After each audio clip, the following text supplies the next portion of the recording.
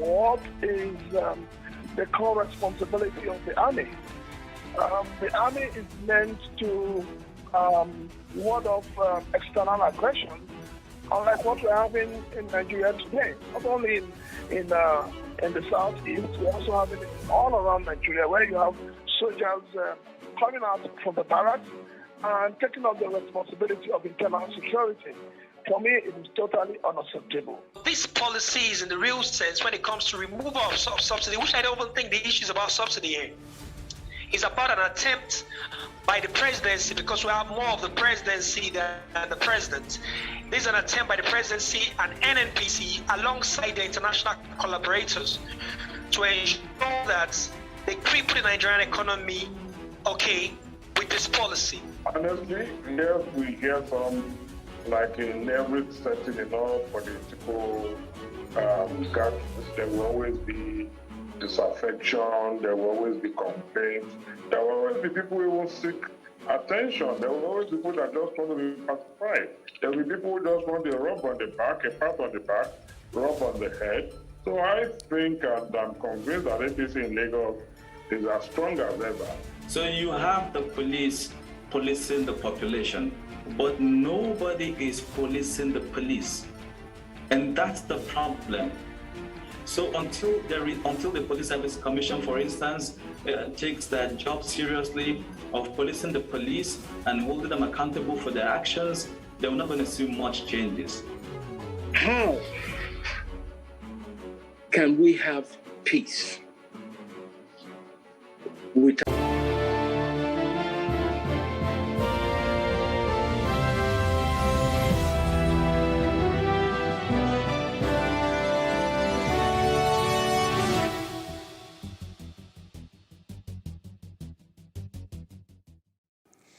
Another referee serving on Nigeria's electoral process for over 4 years, the resident electoral commissioner for Benue State, Nentawe Yelwatda, has resigned from the Independent National Electoral Commission INEC and immediately joined partisan politics.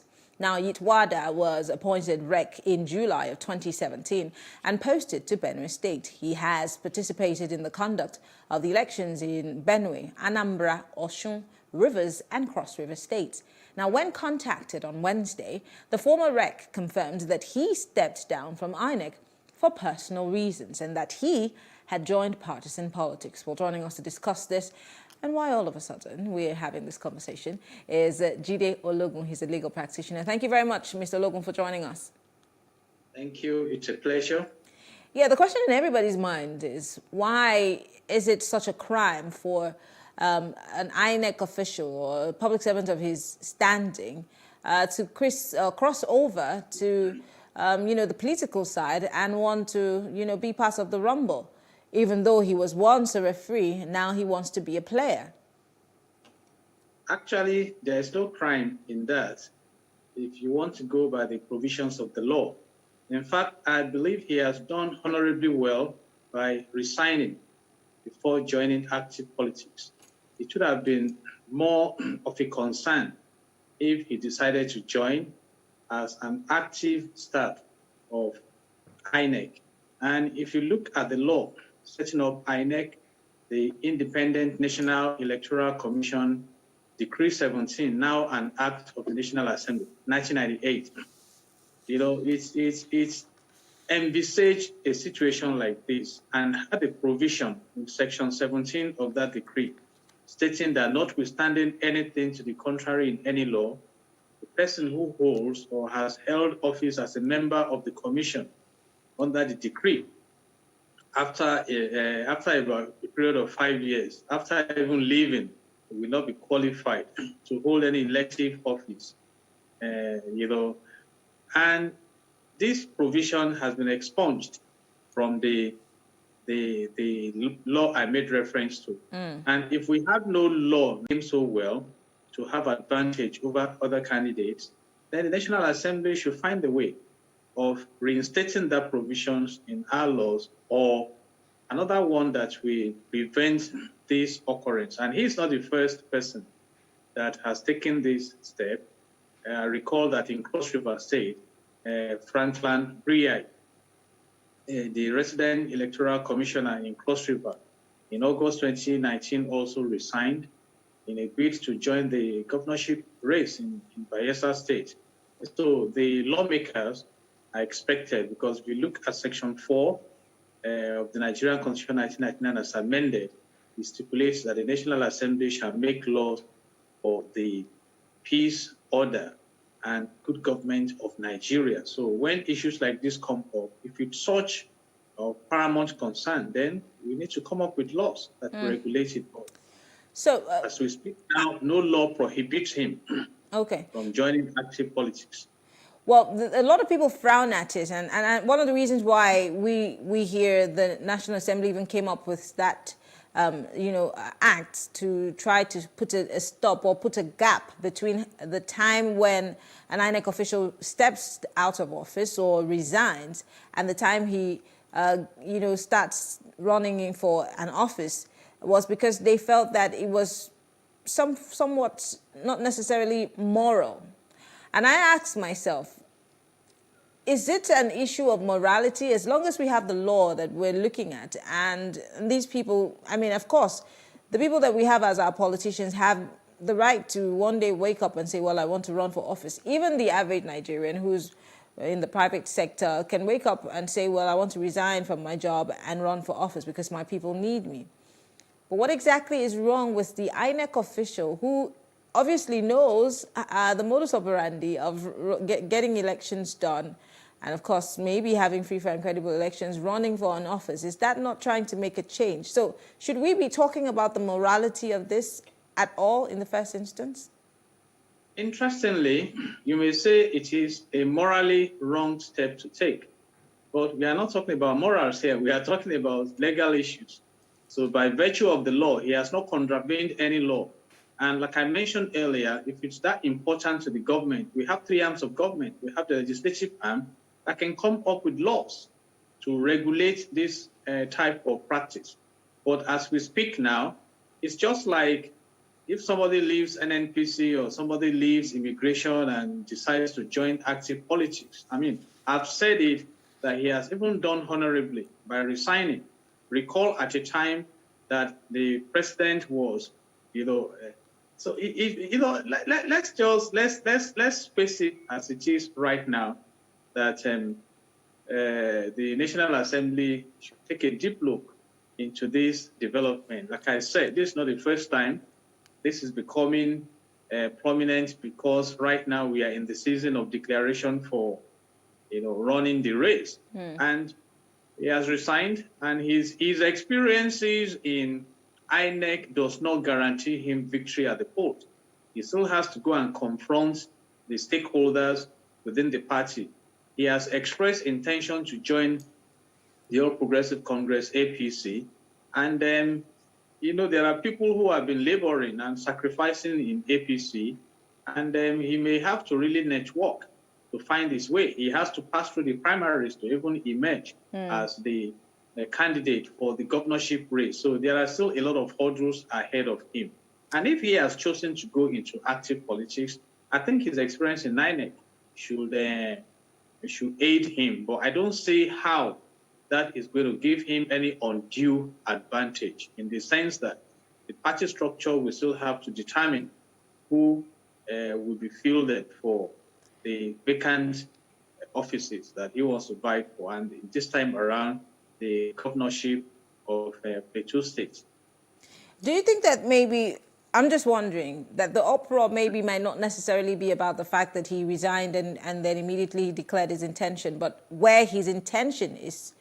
That he rigged the election that produced the present governor in Plateau State. If that is not the case, I mean, he's free under the Constitution if he meets the requirements to contest for office. And like I said, his experience as a resident electoral commissioner, we only support his maneuvers within the party, he will be able to navigate effectively. And he should also be closely monitored that if he clinches the ticket to fly, he doesn't get undue favor from the same body that will regulate the elections. But by and large, the global picture here is that the National Assembly should be on ground to monitor loopholes like this, because laws are made for the people, and as events unfold, we try to manage our laws to suit the purpose. I mean, we still have the case of the victory of Governor Wike in Rivers State that discovered that even the federal government collecting value-added tax from states is not constitutional, and the matter is in the Supreme Court, but the stakeholders are seeking political solution rather than legal solution. So laws should be made to cover these loopholes. Like I mentioned earlier, there was a law to that effect that was expunged. You know, the Section 17 of the INEC decree of 1998, now an act of the National Assembly. So if it was expunged, it's either you introduce it or you don't. And then you just feel comfortable with the decision he has taken. But like I said, if there are infractions he has committed in office, then the laws of the land can go after him. It's just like we are debating this issue of the Electoral Act Amendment Bill that is hanging now, the issue of primary or direct primaries and indirect primaries. You know, somebody may come up later and begin to cry foul that, you know, but as it stands now, it's either parties decide to adopt direct primaries or indirect primaries, and some can even go for consensus candidates. So if he is influential enough to clinch the ticket, he will proceed to contest. I'm just curious. I'm curious as to why, like you said, if a particular act or an amendment is important to us, we should continue to put pressure for it to, you know, be.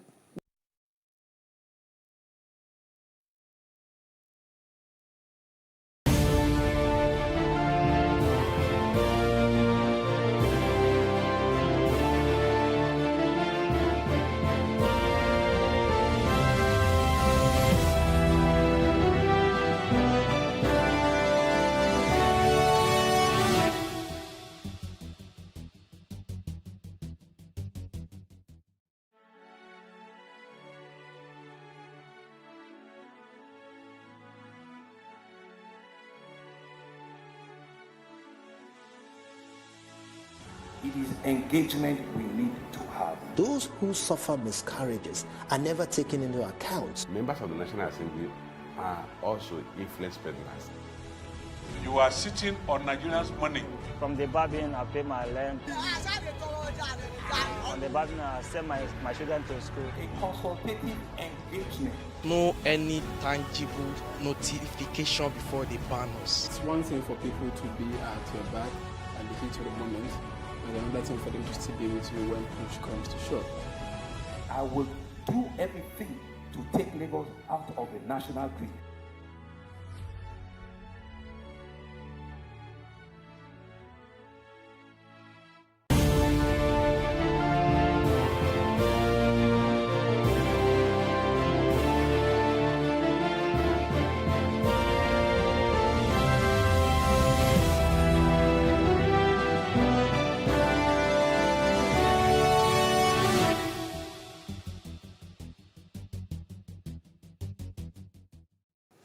It's still Plus Politics. Apologies for that quick break in our transmission. It was due to some technicalities. Well, we're still being would continuously creep up in our constitution. And you made mention of the Electoral Act, which is still hanging. And for this particular, act, for the Electoral Act that was, I think it was the Principal Act. That's what it was called. After a while, it looks like the people who were pushing for it just let it go, and that was the end of it. But then now people are crying wolf about this particular situation. So where is that, continuous pressure or the tenacity that we need to make sure that our lawmakers do the bidding of the people as opposed to what they want to do, which will be in their own interests? I really don't know the level of pressure we need to mount on them. They made promises before going in there. The Constitution already gives them a mandate in Section 4 to make laws for the peace, order, and good government of Nigeria. I mean, talking about the Electoral Act Amendment Bill that is hanging, a lot of us engage the media space, analyzing the pros and cons, and prompting the fact that direct primaries may make the engagement reflect more the democratic tenets expected, which is participatory. But then, for some interest within the power bloc, you may not fly. And I recall mentioning that even when the president vetoes the bill from the National Assembly, he's just an individual. We have 109 senators, 360 House of Reps members constitute the National Assembly. The National Assembly also has power under the Constitution of Nigeria to veto the president. So are we now going to beat them up to do the needful? At a point, we read that the House of Senate was able to put together about 73 signatures, more than the 2/3 required, to veto the president. But the Senate has not also come out. The Senate hasn't come out to actually say that that is a truth, because they've been tight-lipped about everything for so long. So we really can't even verify if it's a rumor, if it's actually a fact. I mean, every single person is tight-lipped.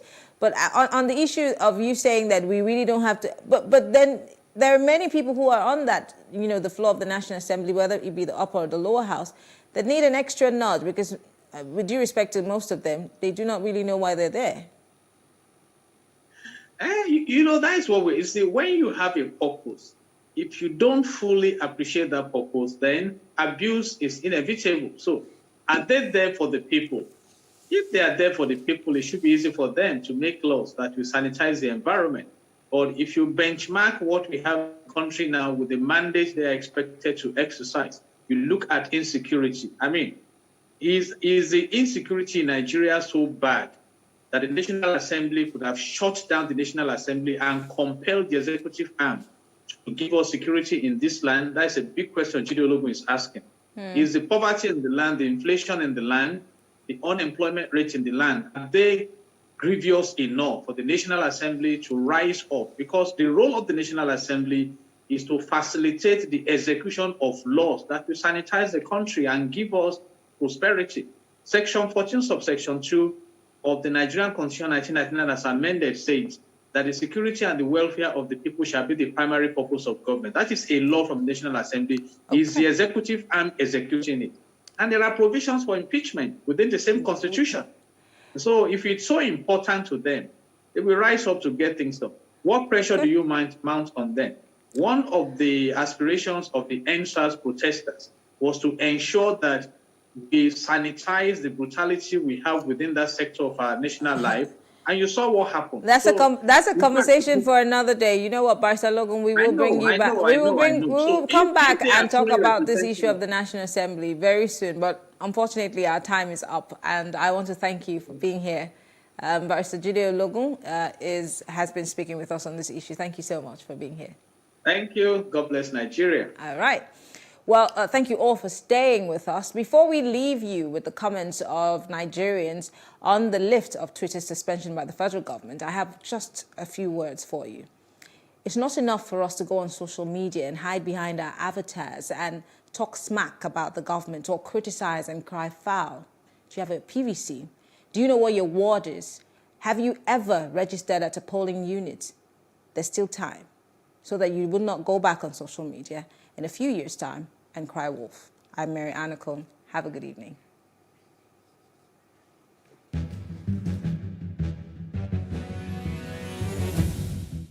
I think it's a nice decision, though the decision in the first day was a bad one, because it will affect our Nigeria freedom of communication. And two, is going to affect revenue generation for the youth, because we are in a social media age where everybody do most of their business online. So by so doing, the government that said they are creating employment for people, putting a ban on Twitter will create unemployment. So it's a nice decision for lifting the ban, one. And two, I said it's also a poor decision from the government in the first place. That is what I can say. Is that because of election is coming, and you know in 2015, Twitter played a very important role in putting this government into power. And now election is around the corner. They are trying to use the same medium they used in 2015 to also win the election or capture the youth. They know most youth are on Twitter, and they want to also use that to say, okay, we lift the ban because of Twitter has met their target. But the reason why they are lifting this thing is because of the election that is coming next year. Definitely, there must be a fire that ignites a smoke somewhere for the government to call for the ban of the Twitter. But I'm suspecting something from the government.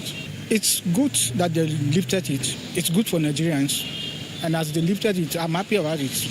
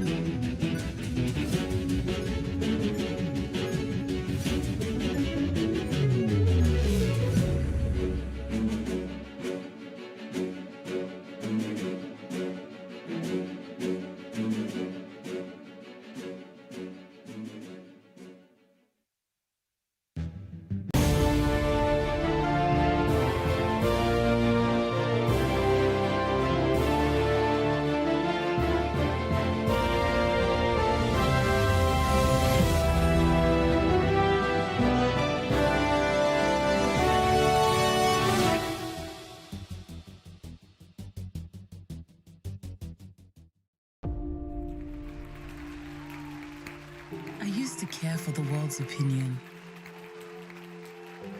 I used to beg for validation. But the fire that burned in me was hotter, and the passion that lived in me had a voice of its own. So I stopped waiting and started to act. I stopped fearing and started to live.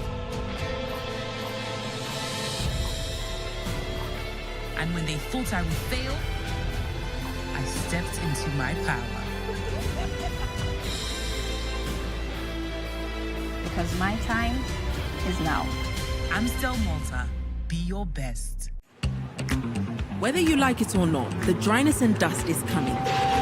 And this time, it might not give up that easily. But do the people have the power to shake it off? Well, of course they do, and you do too. Kick dry skin to the curb and get smooth, intensely nourished skin with Nivea's deep moisture lotions and lip balms. Follow the story online, #DoneWithDryness.